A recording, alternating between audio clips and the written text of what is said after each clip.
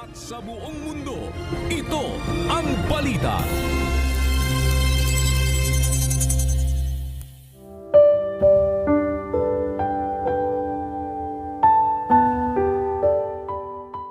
Aking pupurihin ng awit ang pangalan ng Diyos at dadakilain ko siya ng pasalamat.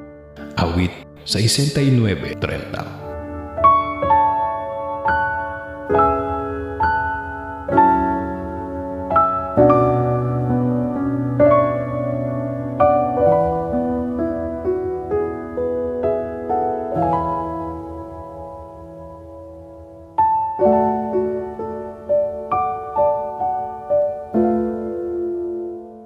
Sa ngalan ni Kuya Daniel Razon, ako si Rosa Licos at dito sa UNTV, Diyos ang aming sandigan, serbisyo publiko ang aming pinahahalagahan. Magandang tanghali.